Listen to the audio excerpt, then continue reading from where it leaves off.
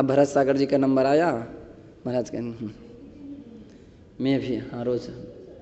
तो फिर वो क्या करते थे, आचार्य श्री उठाएंगे कमंडल, बस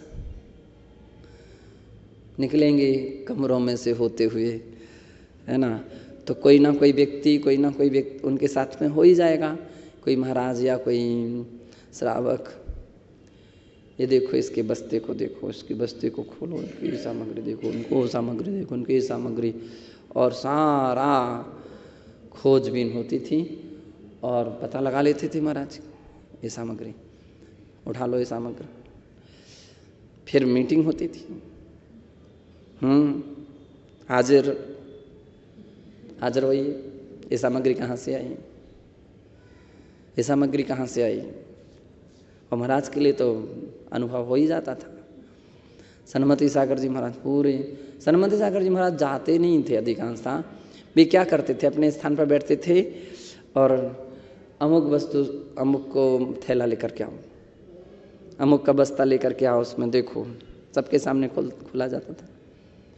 ये सामग्री कहाँ से आई, तो सब घबराते थे, कब चेकिंग हो जाए, कब छापा पड़ जाए, कुछ पता ही नहीं है ना, कब छापा पड़ जाए। और अनावश्यक तो कुछ भी नहीं हो सकता है।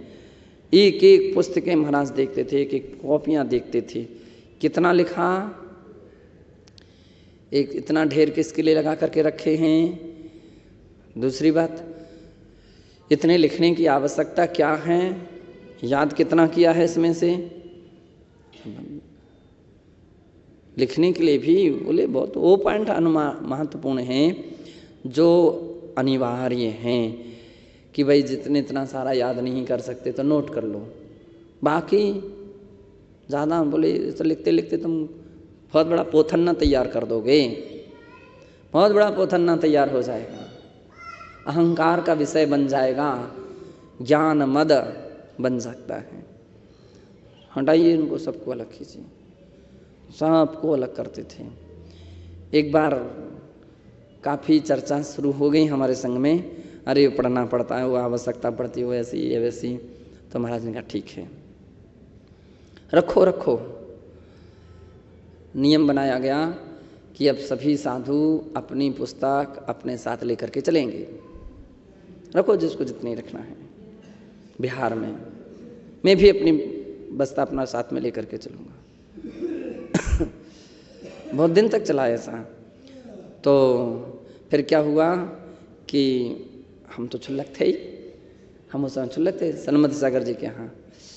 तो एक खाकी बस्ता था, तो उसमें अपने हमारे पास उस समय क्या, एक विमल भक्ति, एक जो कैपिटल कॉपी थी, एक पेन था, और शायद एक आध पुस्तक और हो गई, 2-3-4 पुस्तकें इतनी थीं। तो अपनी एक तरफ से टांग लिया। महाराज का भी बस्ता हम ले लेते थे। तो महाराज ने कहा ऐसे तो हाथ दर्द करना लग जाएगा। तो उन्होंने एक बार क्या किया, ऐसी उसकी जो बहुत बड़ी महाराज का जो शास्त्र वेष्टन था, सफ़ेद सूती का रहता था, तो इतना वेष्टन था, इतनी रस्सी रहती थी, 5-7 लपेटे उसमें आ जाए। उन्होंने ऐसा कुछ सेट करके हमारे गले में लटका दिया। ठीक है, तो एक बस्ता हमारा ऐसा, एक आचार्य श्री का एक ऐसा, तो हम दोनों लेकर के चलते थे। अब वो एक बार क्या होगा कि चलते चलते पता नहीं वो कैसे महाराज ने वो गांठ बांधी, क्या वो महाराज, हम कुछ करते ही नहीं थे। महाराज लगा देते थे, अपने डाल दिया अपने गले में, अपने तैयार। अब वो गिर गया, वो गांठ खुल गई, उसकी गांठ खुल गई तो सब पुस्तकें सब फैल गई। अब मैं महाराज के साथ ही हम चल रहे थे। मैंने जैसे क्या, मैंने क्या पता कैसे खुल गई है ना। अब हम लोग तो बोल नहीं सकते कि आपने गांठ कोई ढीली बांधी होगी कि सही नहीं बांधी होगी, है ना। मैंने तुरंत महाराज ने उठाया अपने बस्ते वगैरह सामग्री, फिर नहीं तो उन्होंने हमारे गले में। महाराज ने फिर दूसरे दिन से महाराज ने पॉलीथीन में एक पुस्तक का पाठ करते रहते थे, अक्सर कर 10 भक्ति या जो भी पाठ करते हो, तो उन्होंने वो अपनी पॉलीथीन में रखी। उस दिन से वो स्वयं लेकर के चले। सब महाराजों के सामग्रियां कम हो गई। अब सबको अपना अपना लेकर के चलना है। अब हम तो ठीक क्षुल्लक थे, सो टांग लिया बस। अब महाराज लोग क्या करें? महाराज लोग क्या करें? तो उनके लिए भी सबकी 2-2, 3-3 पुस्तकें ही शेष रह गईं और सब छूट गए सबका। कमंडल अपने साथ में, अब कमंडल तो लेकर के चलना ही पड़ता था, थोड़ी कोई कमंडल लेने वाला कोई व्यक्ति अलग से रहते थे। 1-2 व्यक्ति रहता था रास्ता दिखाने वाले, बाकी तो बीतरागी मार्ग है ना, मोक्ष मार्ग के पथिक आराम से यहाँ से विहार करते थे, है ना। अब जितनी भीड़ भड़का जो अभी होती हैं, पहले ये सब कुछ नहीं रहता था। पहले तो नगर के बाहर तक समाज वगैरह पहुंच गई, पहुंचाई, फिर 2-4 लोग रह गए, फिर आगे चलते चलते तो फिर वो 1-2 व्यक्ति उतनी रह जाती थी। तो कहने का तात्पर्य है कि सामग्रियां, कमंडल हम अपने हाथ से लेकर के चलते थे, और उसमें भी बस्ते में हमारा कटोरा उसमें रहता था, और कपड़े जो लंगोटी दुपट्टा चटाई के अंदर में बांध करके रखते थे। तो इस प्रकार से पहले आचार्य विद्यासागर महाराज के संग में भी यही था। शुरू में ये पद्धतियाँ थी, उनके यहाँ भी क्षुल्लक लोग अपने बस्ते टांग करके चलते थे। और पुराने समय में पहले ऐसे बस्ते चलते थे, तो उनके यहाँ भी ऐसी बस्ता टांग करके सभी लोग चलते थे। हाँ, वे कपड़े भी उसी में, हम लोग भी कपड़े अपने हाथ से धोते थे। कुछ समय तक ऐसा चला, बाद में फिर समय समय पर बदलते स्थितियाँ रहती थी। जब कभी महाराज का ध्यान पहुँचा तो बस नियम बन जाते थे। फिर कभी श्रावक लोग भी प्रार्थना कर लेते थे, क्षुल्लक जियों के कपड़े बहुत गंदे हो रहे हैं। कभी मैनाबाई भी, दोनों आगे आ जाते थे। चलो, क्योंकि विद्यासागर महाराज संघ में तो सर्फ लगाते थे क्षुल्लक जी वगैरह। तो जब हम लोग 90 में भी कटनी में मिले थे ना, तो एक डिब्बा रखा रहता था वहाँ सर्फ का, जहाँ शुद्धियाँ करते हैं। तो क्षुल्लक जी वगैरह अपने थोड़ी सी लेकर के अपने लंगोटी धो लेते थे। हम लोगों को तो सर्फ वगैरह भी नहीं मिलता था, कुछ नहीं। तो 2-4-6 दिन में सब गंदे से हो जाते थे। हमारे 8 दिन तक कम से कम चल जाते थे। तो 8 दिन में फिर किसी को पहुँचते थे। कुछ नहीं, तेल, टार्च, नैपकिन और घड़ी, ये तो किसी के यहाँ संभव ही नहीं। एक घड़ी लगी रहती थी, उसी से सबका काम चलता था। और हम लोगों को तो उसको भी देखने की आवश्यकता नहीं रहती थी। महाराज ने स्वाध्याय पुस्तक निकाली तो हम लोग देखते रहते थे महाराज को। महाराज ने जैसी पुस्तक निकाल करके रखी, हम लोग स्वाध्याय के लिए आ जाते थे। और अधिकांशतः ऐसा टाइम फिक्स रहता था सामयिक के बाद, हाँ, तो बस उन्हीं को ध्यान रहता था। लेकिन कभी कभी ऐसी भी रही, अगल बगल के भी कमरे में रहे, है ना। तो महाराज ने ध्यान रखते थे। हम लोग पहले आ जाते थे, और बूढ़े पुराने महाराज लोग तो पहले से पहुँच ही जाते थे। ये तो सामयिक किया और महाराज पहुँच गए। हम तो महाराज उनको कंट्रोल करते थे। अभी समय नहीं हुआ, फिर डरते तो थे ही, दूर रहते थे। और फिर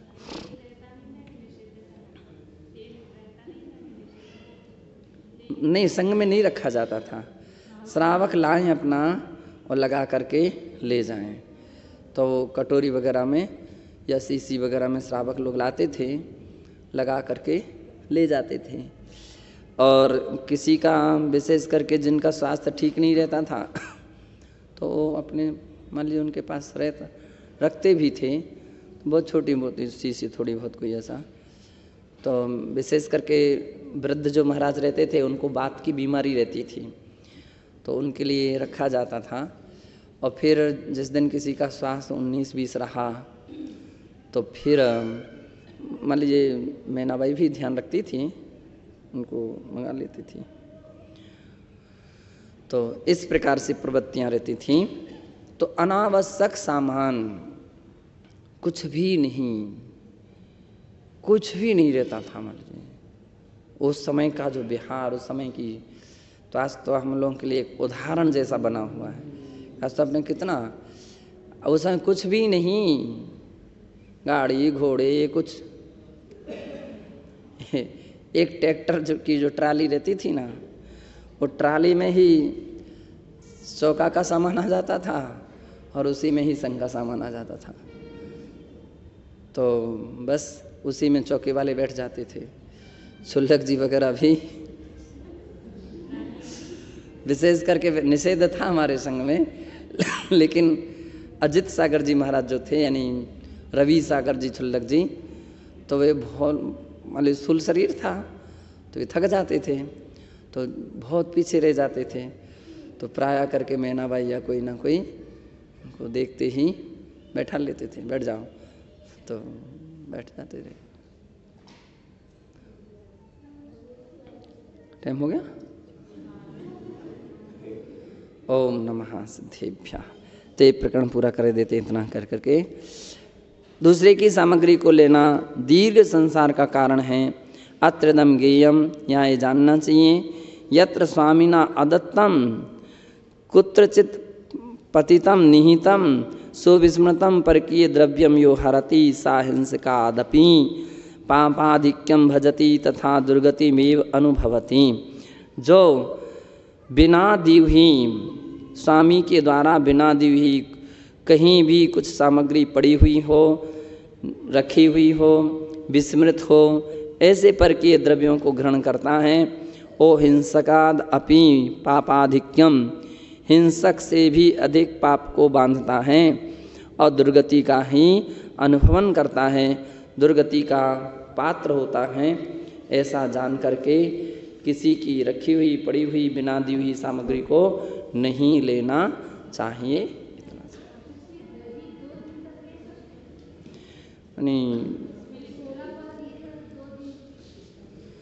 16 पर तो 48 घंटे हो गए ना, 48 घंटे।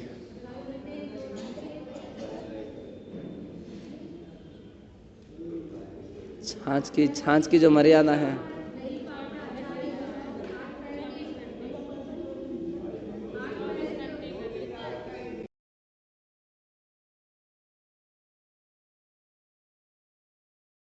गुरुवाचार्यानुक्रमेण सकल कर्मक्षयार्थम भाव पूजा वंदना स्तव शमीतम श्री आचार्य भक्ति कायो सुर्गम कुर्वेहम।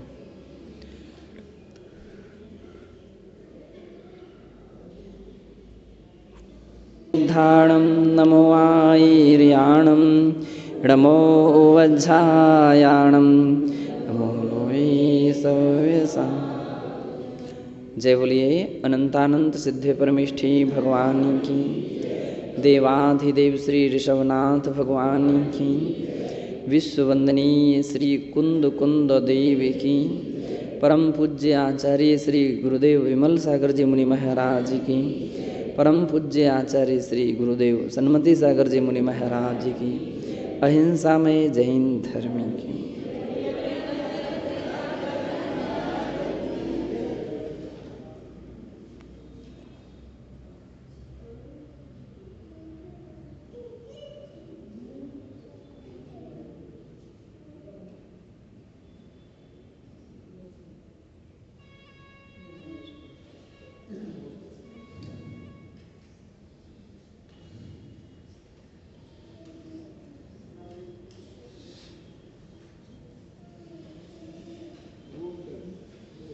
प्रश्न नंबर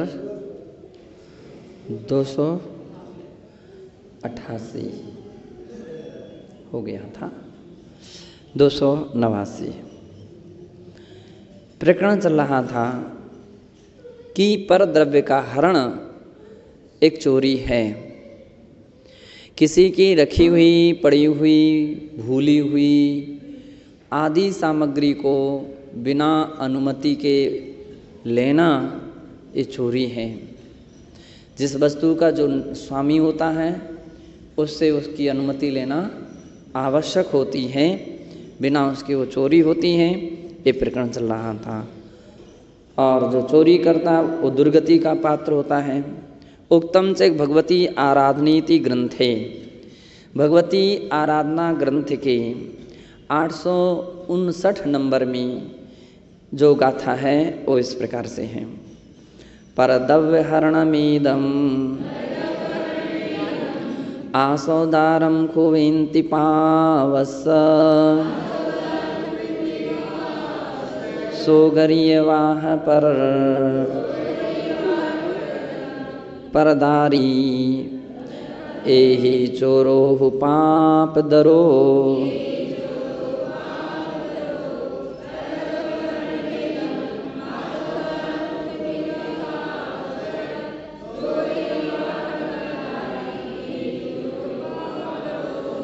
कह रहे हैं परदव्य हरणम इदम, ईदम पर का दूसरे का जो द्रव्य है, कोई भी सामग्री है, उसको बिना उसकी अनुमति लिए ले लेना, उसके लिए आगे पीछे उसके बस्ते वगैरह को से सामग्री खोज लेना और अनुकूल सामग्री को लेकर के छिपा लेना, ये सब क्या है? परद्रव्य हरण है। ये दूसरे का आपने किसी ना किसी प्रकार से वस्तु का हरण कर लिया, यानी चोरी कर ली है। वह आसोदारम कुवेन्ति पावस, वो पाप कर्म के आश्रव का द्वार कहा गया है। कौन से कर्म का आश्रव है? पाप कर्म के आश्रव का द्वार यानी कारण या हेतु माना गया है। सुगरीय वाह परदारी चोरो पावदरो, और वह सुगरीय बाह परदारी मृग पशु पक्षियों के वध करने वाले और परदारी ही पर स्त्री गमन करने वाले जो दोष होते हैं या जो पाप होते हैं उनसे भी पाप धरो, चोरोहु पाप धरो, चोरी करने वाला अधिक पापी माना गया है। यानी बतलाओ, शिकार करने में उतना दोष पाप नहीं है जितना चोरी में है, इसलिए पाप दरो कहा गया है। पर स्त्री गमन करने से भी चोरी करने में अधिक मात्रा में पाप माना गया है, ऐसा भगवती का ग्रंथ ने 859वीं गाथा में कहा। तथा से तत्रैव, और उसी भगवती आराधना के गाथा 895, 65 और 66 में भी कहा है। परलोगम्य चोरो करीदि निर्यम्य अप्पिणो वसदी तिव्वाओ वेदनाओ अनुभव हिदि तत्थ सुचिरम्पी।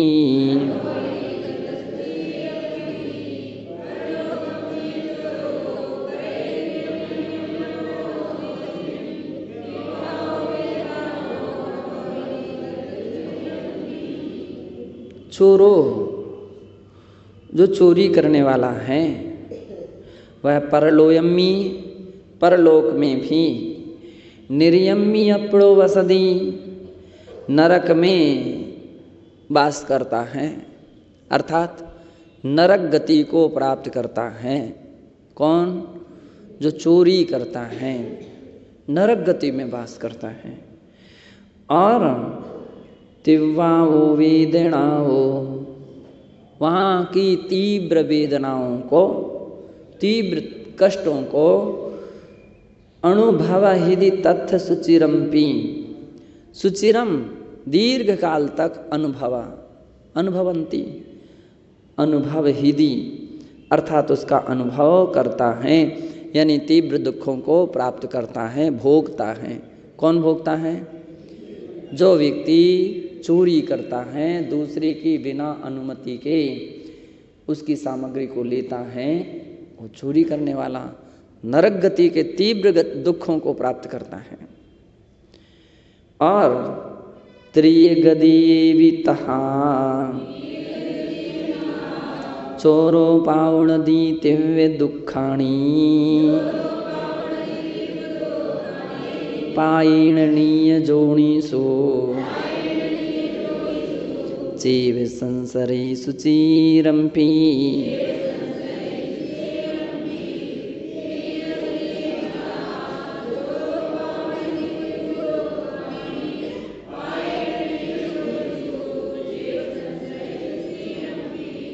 चोरो, और वह चोर त्रिय गदेवी, त्रिंच गति में भी, दिव्य दुखाणी पाउण दी तीव्र दुखों को प्राप्त करता है, पायणनीय जोनिसु और पाप कर्म के कारण से नीच योनियों में, है ना, वहाँ पर संसरी सुचिरम्पी, सुचिरम अर्थात दीर्घ काल तक वहाँ पर संचरण करता है, यानी वहाँ के दुखों को प्राप्त करता है। चोरी का इतना महा दोष माना गया, इसलिए भगवान महावीर स्वामी ने हिंसा, झूठ, चोरी, कुशील, परिग्रह 5 को पाप कहा गया। और पाप तो दुखों के कारण है, इस लोक में भी दुख देने वाले, परलोक में भी दुख देने वाले हैं। अब बहुत कुछ अपन लोग ऐसे भी हो सकते हैं कि अपन लोग किसी दूसरे की वस्तु को तो नहीं हरण करते हैं, बिना अनुमति के, बिना पूछ करके अपन उसकी तो सामग्री नहीं लेते हैं। आपस में तो कई बार सामग्री ऐसी ले लेते हैं ना, और बिना पूछे ले रहे हैं तो वो भी चोरी है, ऐसा समझना चाहिए। वो भी क्या है? चोरी है।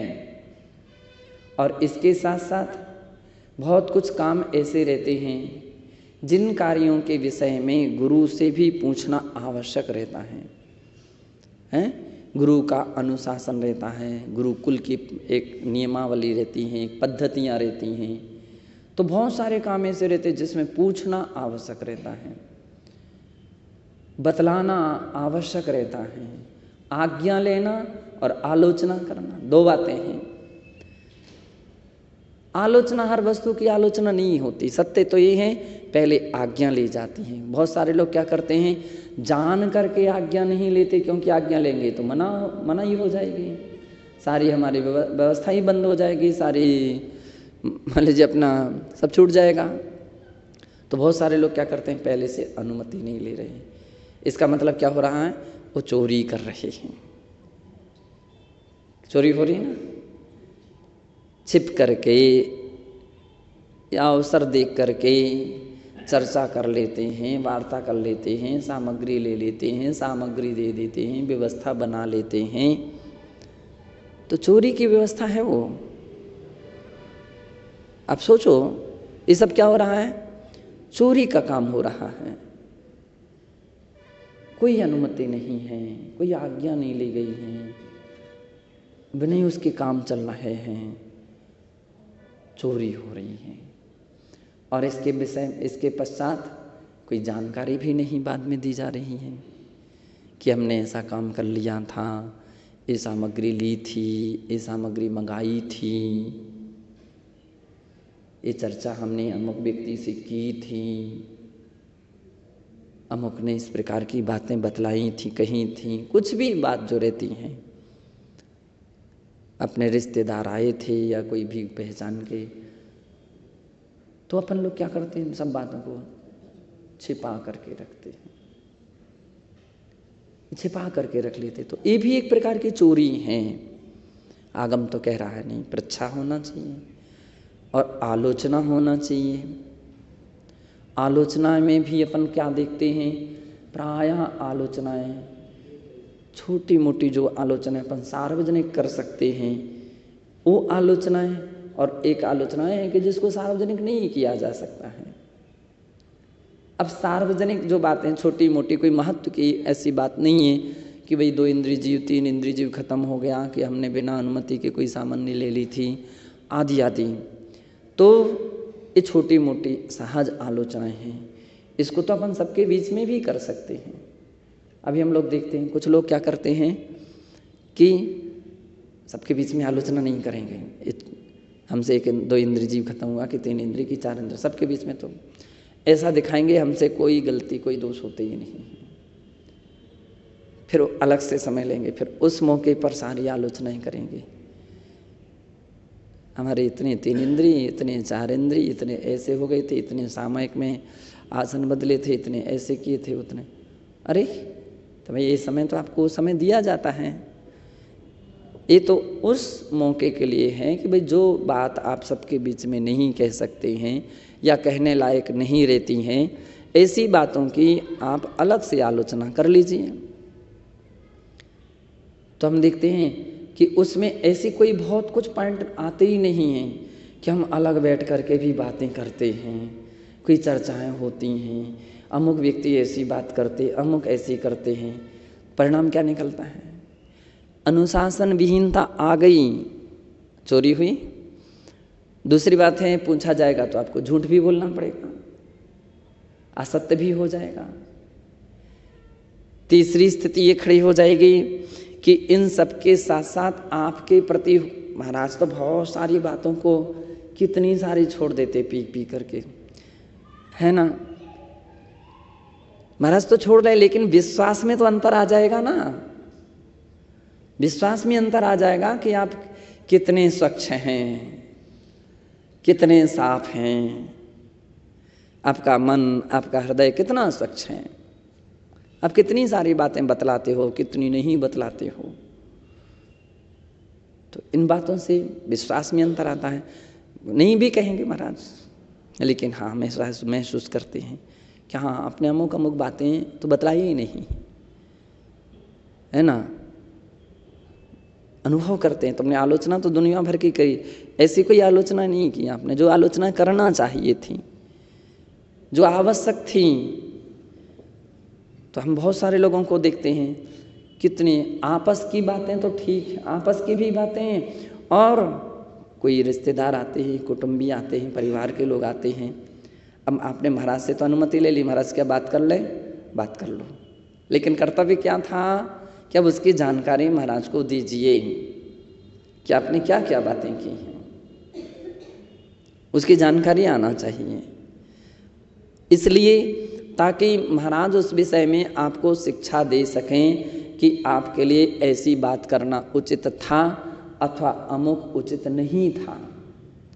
आलोचना में ये बात बहुत सारी शिक्षाप्रद बातें भी आ जाती हैं, तो अपन को मालूम चलता कि उचित नहीं था तो हम नहीं कहेंगे, ये बात उचित थी, ठीक है ना। तो ये जानकारी मिलती है।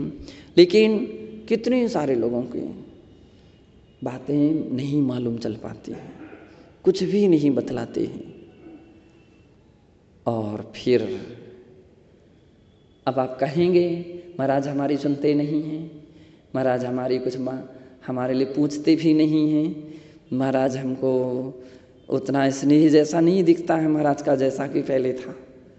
अब कैसे रहेगा भाई? आंखों देखे मक्खी तो नहीं खाई जा सकती है ना, हैं? अब तुम जानकर कैसे ऐसी मिस्टेक करते जाओ। स्नेह बढ़ने का, वात्सल्यता का सबसे बड़ा तरीका है कि शिष्य गुरु के साथ निश्चल रहे, तो गुरु का विश्वास बढ़ता है, स्थान बढ़ता है, विश्वास बढ़ता है, पूछताछ होती है कि हाँ भाई अमुक व्यक्ति बहुत अच्छा सही है। और अपने यहाँ तो कहा गया धर्मी सो गो बच्छ प्रीति सम। किससे प्रीति? धर्मी सो प्रीति होती है। अब ये धर्म दिखना चाहिए कि आप कितने धार्मिक हैं। तो सारे कचड़े को आप ताला समुद्र की तरह कैसे निकाल करके फेंक रहे हो, फेंक रहे हो कि नहीं। फेंक रहे हो तो धर्मी हो, सागर हो, और नहीं तो तालाब हो, तलैया हो, है ना।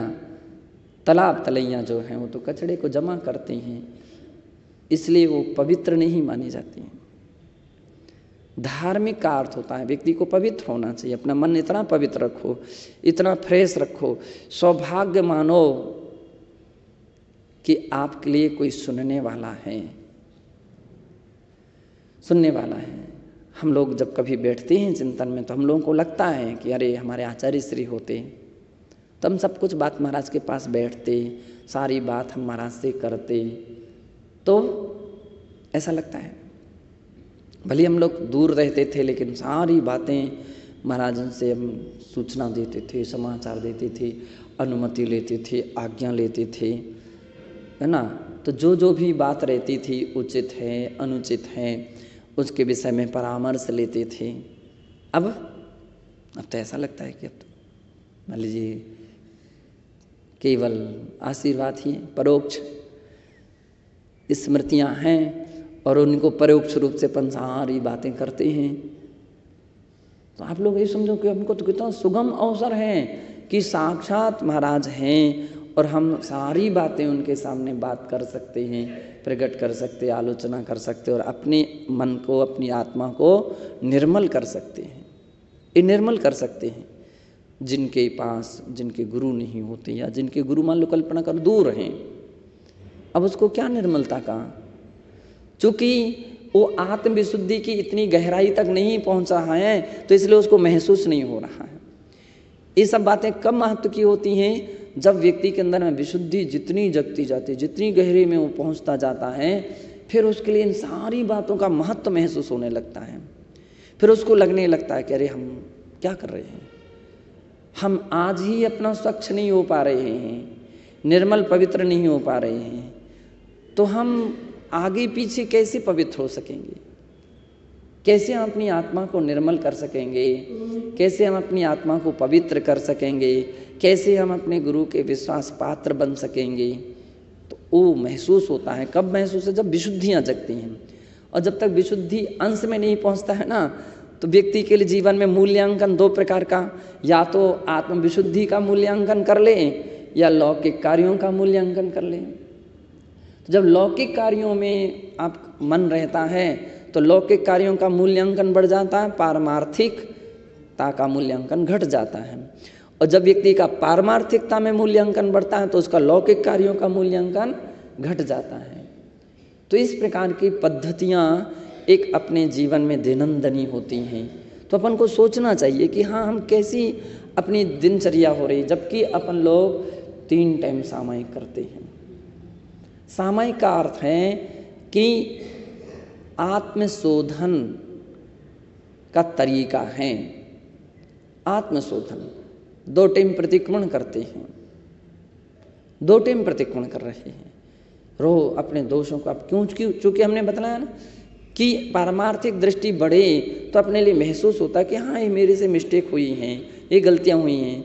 और चूंकि ऐसा चिंतन नहीं जाता है तो केवल कोरा पाठ रह जाता है, महत्व उसका कोई जो आना चाहिए वो नहीं आ पाता है। तो पूर्ति तो हुई है नियम के, लेकिन उसका जो प्रयोजन उपलब्ध होना चाहिए, जो मान लीजिए उसकी उपलब्धि होना चाहिए, वो नहीं हो पाती है।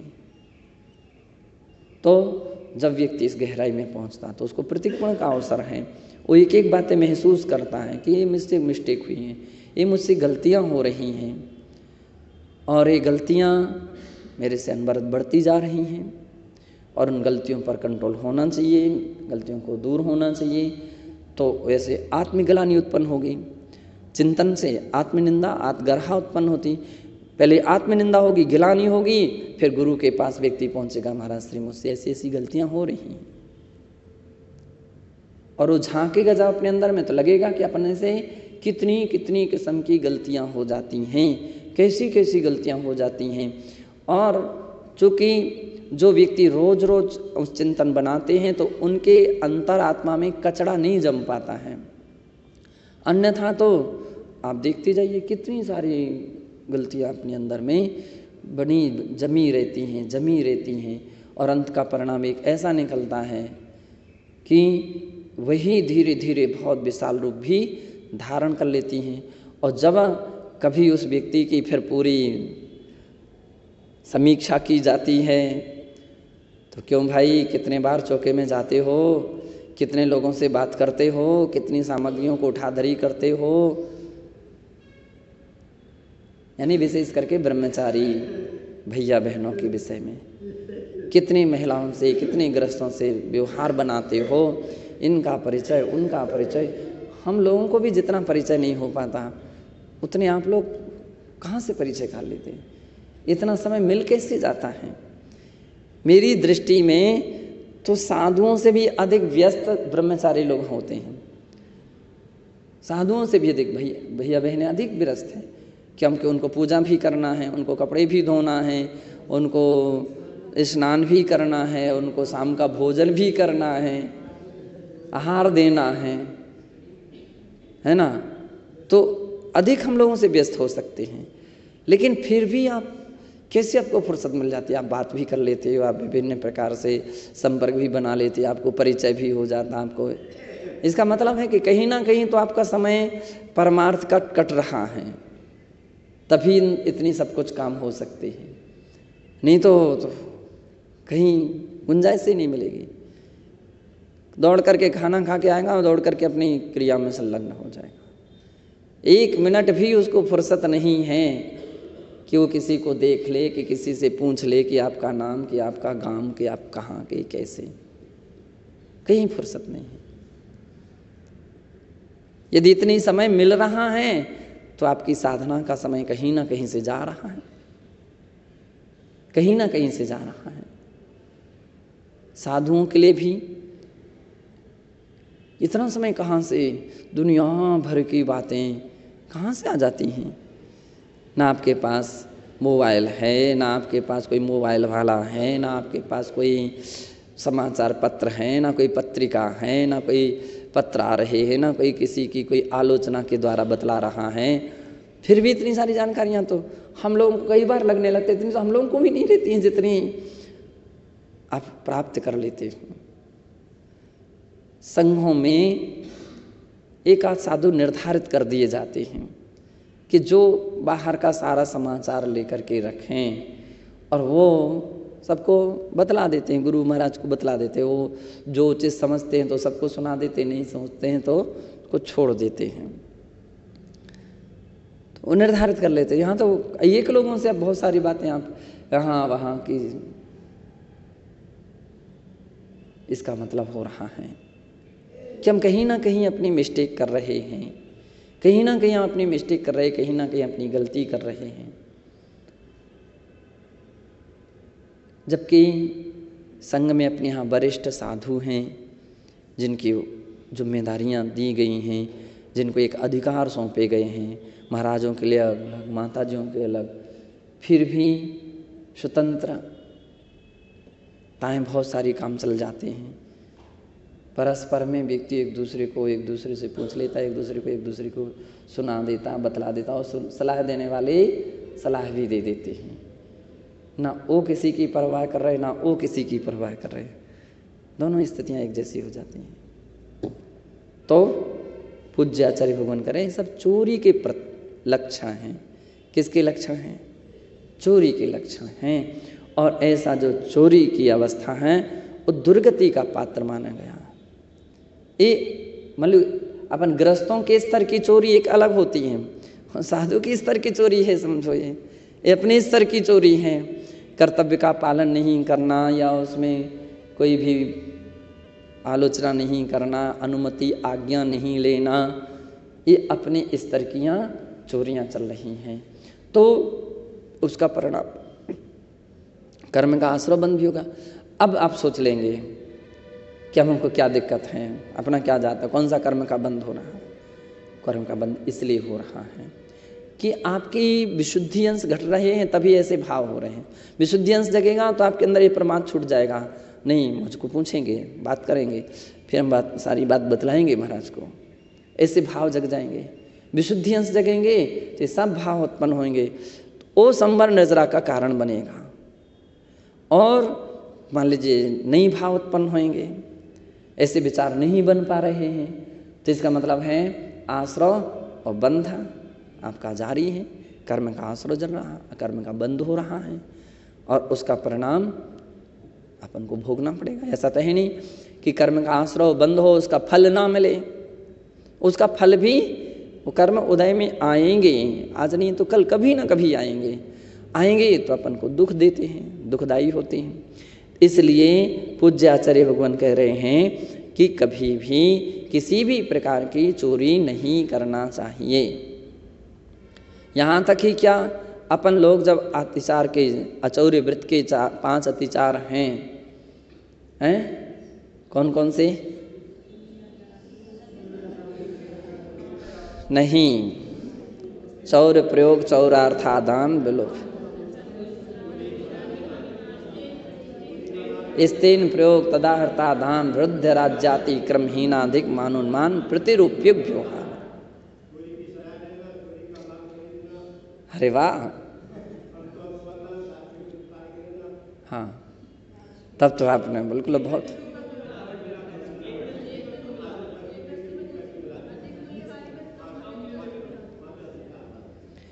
चोरी करना तो चोरी है ही, चोरी का तरीका बतला देना, प्रेरित कर देना, प्रोत्साहित कर देना, बहुत अच्छी बात है।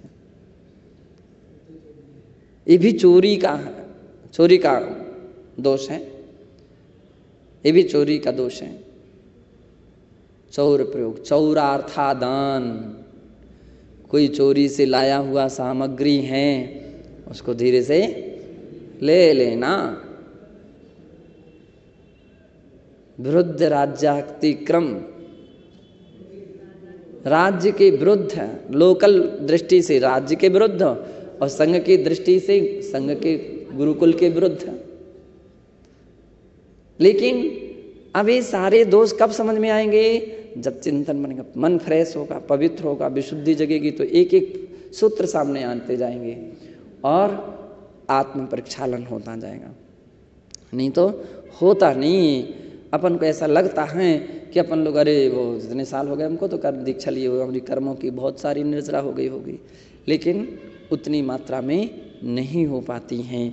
तो इसलिए इन सारी बातों को ध्यान में रखते हुए उस प्रकार की गलतियों का त्याग करना चाहिए। निश्चयेन तो निजात्मेतरा सर्वे पदार्था पर द्रव्यम एव, और निश्चय से देखें तो अपनी आत्मा से इतर जितने भी पर पदार्थ हैं वे सब पर द्रव्य हैं, वे सभी पर द्रव्य हैं।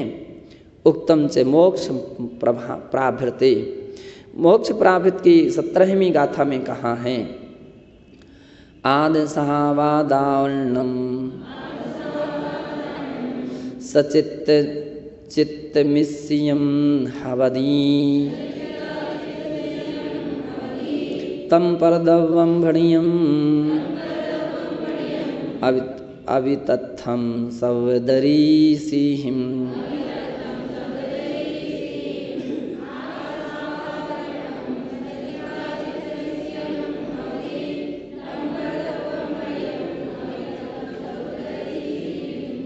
देखिए लिए साधुओं के लिए कितनी ऊंची बात है।